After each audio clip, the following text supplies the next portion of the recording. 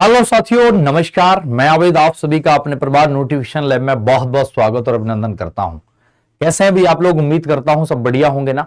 मैं आज एक ऐसी वैकेंसी के बारे में आप सभी को बताने आया हूं जो कि बहुत सारे लोगों का सपना होता है। जैसा कि आपने सुना है कि आईआईटी के बारे में कि सर वहां से कोई वैकेंसी निकली है, जैसा आप इधर उधर देख रहे हैं। मैं आपको बताना चाहता हूं, देखो इसको दिखाने से पहले मैं आपको दो बातें बताना चाहूंगा। बच्चे इस बात को सुनिएगा। भारतीय प्रौद्योगिकी संस्थान मंडी, सर ये है क्या, कहां पे है ये, क्या बहुत फेमस है? हाँ जी, ध्यान से सुनने वाली बात यह है, इस बात को समझिएगा। मैंने कहा यह संस्थान हिमाचल प्रदेश के मंडी जिले में स्थित है बेटा। मैंने कहा यह देश के 8 नए दूसरी पीढ़ी के भारतीय प्रौद्योगिकी संस्थानों आईआईटी में से एक है। बस एक लाइन है ना, यह आपको बड़ा मजबूर करेगी और मजबूत भी करेगी। क्यों सर? बहुत सारे लोगों का यह सपना होता है कि हम आईआईटी में जॉब करें। और कौन सी आईआईटी में? वो भी मेरे दोस्त इस बात को सुनिएगा, कई मैंने क्या कहा 8 में से एक है। तो अगर 8 में से एक है तो क्या हिमाचल प्रदेश में, जैसा आप देख रहे हैं हिमाचल प्रदेश में, ये कौन से जिले में है बेटा? मंडी जिले में है। अब ध्यान से सुनने वाली बात यह है कि कितनी वैकेंसी निकली है, कहां कहां तक ये वैकेंसी है, इसके बारे में मैं आपको बताने से पहले आपको दो बातें बताना चाहूंगा। इस बात को सुनिएगा। आपने देखा आईआईटी मंडी से जुड़ी कुछ खास बातें हैं सर।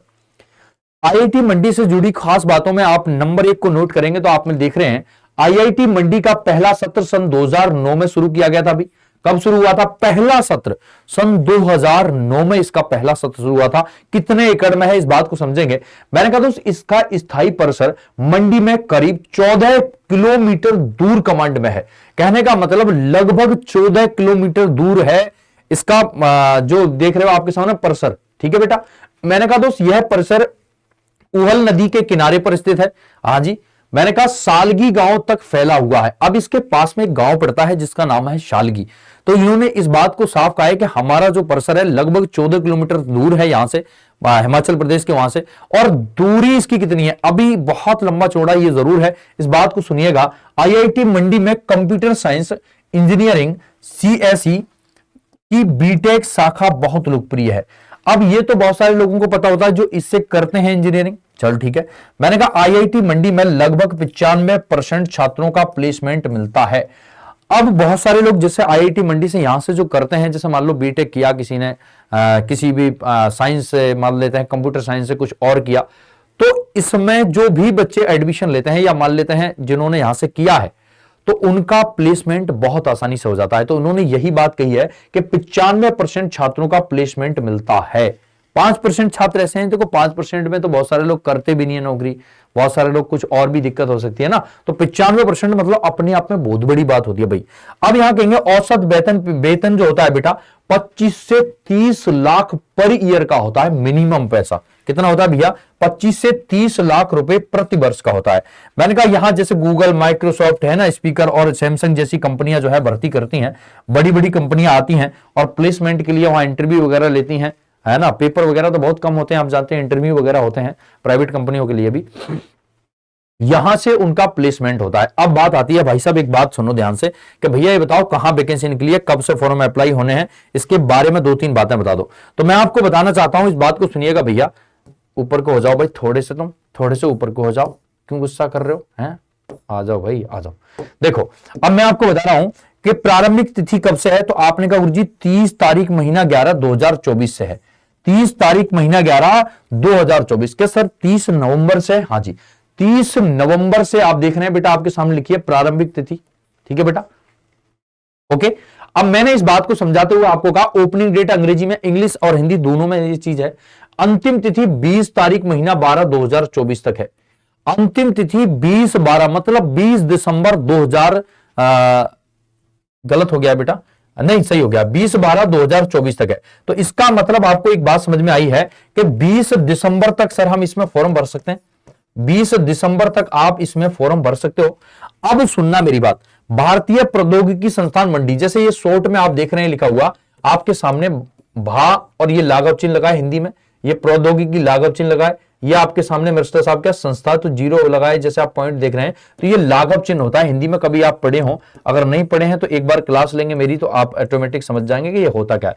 तो मैंने कहा भारतीय प्रौद्योगिकी संस्थान, इसकी फुल फॉर्म ये होती है बेटा, आपके सामने है। ठीक है भैया, भारतीय प्रौद्योगिकी संस्थान मंडी हिमाचल प्रदेश में निम्नलिखित गैर शैक्षणिक पदों के लिए भारतीय नागरिकों से ऑनलाइन आवेदन आमंत्रित करता है। तो आपने कहा गुरुजी एक बताओ, यही बात अंग्रेजी में लिख दी है, देखो इन्होंने, India institute of technology IIT मंडी हिमाचल प्रदेश है ना, invites online application from Indian nationals for the following non teaching और पोजीशन। इस बात को सुनते हुए केवल एक बात ध्यान रखनी है कि इन्होंने ऑनलाइन आवेदन मांगे, केवल इतनी बात इसमें कहने का मतलब यही है। आपने कहा 20 दिसंबर तक सर फॉर्म भर सकते हैं, कब तक? 20 दिसंबर तक। अब मैं कह रहा हूं एक बात सुना, नेम ऑफ पोस्ट का नाम क्या है? तो आपने कहा भैया जूनियर असिस्टेंट इस पोस्ट का नाम होता है। क्या होता है बच्चे? जूनियर असिस्टेंट इस पोस्ट का नाम होता है। लेवल 3 की जॉब होती है, 35 साल इसकी एज लिमिट होती है। SC में 3 पोस्ट हैं, ST में 1 पोस्ट है, OBC में 6 पोस्ट हैं, और EWS वाले जो सर्टिफिकेट आपने देखा जनरल वाले लोग बनाते हैं, तो आपने कहा 2 पोस्ट हैं, और जनरल में मेरे दोस्त 10 पोस्ट हैं। टोटल 22 पोस्ट हैं बच्चे, टोटल 22 पोस्ट हैं। अब ऐसा मत कहने लग जाना सर ये तो कम पोस्ट है, नहीं, इसमें इतनी वैकेंसी भी बहुत होती है बच्चे। ऐसा नहीं है कि हजारों की तादाद में वैकेंसी निकलती है, ऐसा बिल्कुल नहीं होता इसमें। तो आप देखेंगे इसमें जनरल में 10 पोस्ट हैं, आपने कहा जी EWS में 2 हैं, OBC में 6 हैं, ST में 1 है और SC में 3 है। तो एज लिमिट कितनी है? 35 वर्ष। अब ये जानकारी आप तक पहुंची है, इसके आगे सर और क्या चाहिए? अभी देखते रहिए होता है क्या। अब आपने देखा गुरुजी, देखो यही बात समझने वाली यह है, आपने देखा भैया इसमें लिख रहे हो ऑनलाइन आवेदन फॉर्म जमा करने की अंतिम तिथि 20/12/2024 तक है, रात्रि 12 बजे तक, रात्रि 12 बजे तक। पात्रता मापदंडों का निर्धारण आवेदन फॉर्म के आधार पर किया जाएगा, इन्होंने हिसाब कहा है। जमा करने की अंतिम तिथि किया जाएगा। मास्टर साहब एक बात सुनो, अन्य पिछड़ा वर्ग OBC है, हाँ जी। मैंने कहा दोस्त अनुसूचित जनजाति ST को कहते हैं, हाँ जी। मैंने कहा अनुसूचित जाति SC को कहते हैं, मैंने कहा हाँ जी। आपने कहा आर्थिक रूप से कमजोर वर्ग जो EWS जनरल के लोग होते हैं, इन्हें क्या कहते हैं? आर्थिक वर्ग, मतलब आर्थिक रूप से जो कमजोर हैं, जनरल की कैटेगरी में आते हैं, है ना। तो आपने कहा भाई साहब इस बात को सुनेंगे, अनारक्षित मतलब जनरल, UR जिसको कहते हैं, अनरिजर्व्ड, तो ये जनरल कैटेगरी है। अब सर इसमें एक बात बताओ, आप इसमें आगे क्या है? तो मैं आपको बताना चाहता हूं बेटा, इसमें पूरी अलग अलग चीजें दी गई हैं कि आपकी कितनी फीस कटेगी, क्या क्या होगा, आप फॉर्म डालेंगे। तो मैंने कहा 20 दिसंबर तक आप फॉर्म डाल सकते हैं। तो आप कितना रुपया जमा करेंगे भैया? आपके सामने दिखा है, जनरल वाले लोग 500 रुपए।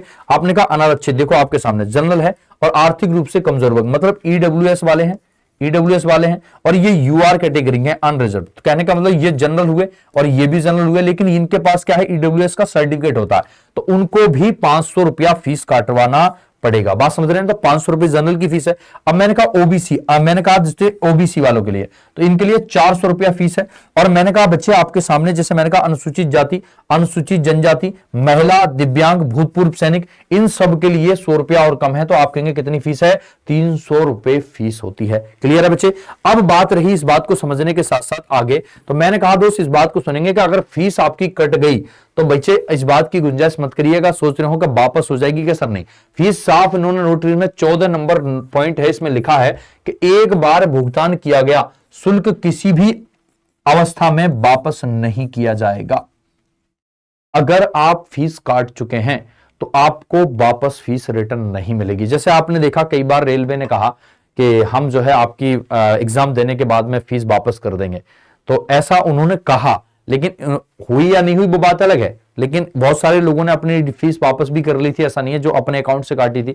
इसमें क्या कहा है इन्होंने? साफ कहा है, तो इसमें पैसा अगर आपका कट गया है तो आप इसमें जो है वापस नहीं कर सकते। ऐसा नहीं कह सकते कि भाई हमने फॉर्म डाला है, हम पेपर नहीं देने जा रहे, या हमसे गलती हो गई है, तो इसमें कुछ भी फीस का वापस होने का कोई प्रावधान नहीं है। तो मैंने आपको बता दिया, जनरल वालों के लिए 500 रुपया फीस है, OBC वालों के लिए 400 रुपया फीस है, और महिला और ST वालों के लिए जो दिव्यांग है उनके लिए, या फिर मतलब भूतपूर्व सैनिक हैं उनके लिए 300 रुपया फीस है। बच्चे समझ गए ना? अब इसमें देखो लिखा है अनुसूचित जाति, अनुसूचित जनजाति, महिला, दिव्यांग, भूतपूर्व सैनिक श्रेणियों को आवेदन शुल्क के भुगतान से छूट दी गई है। तो ये इन्होंने कहा है अपने आप मन से कि 300 रुपया फीस है, 100 रुपए की इन्हें छूट दी गई है। बच्चे समझ रहे हैं ना?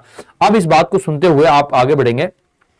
सभी पद के क्रमांक स्थिति, हाँ कोई बात नहीं बेटा, ये तो सब वही बात है। तो मैंने आपको बता दिया, इसमें देखो इतनी पोस्ट हैं, आपको अलग अलग पोस्टों के बारे में सब जानकारी दे दी है। मैंने कहा एज लिमिट 35 साल है, 3 पोस्ट हैं SC वालों के, ST की 1 है, OBC की 6 है, EWS 2 हैं, जनरल 10 हैं, टोटल 22 पोस्टें हैं। 20 दिसंबर तक आप जो है इसके फॉर्म अप्लाई कर सकते हो, और 30 तारीख से ये जो है बेटा आपका आया था फॉर्म, आपने देखा है 30/11/2024, ठीक है ना बेटा, प्रारंभिक तिथि ओपनिंग डेट।